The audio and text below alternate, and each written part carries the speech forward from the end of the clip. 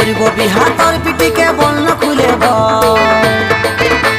ছেলে আমি খুবই ভালো খাটি আসল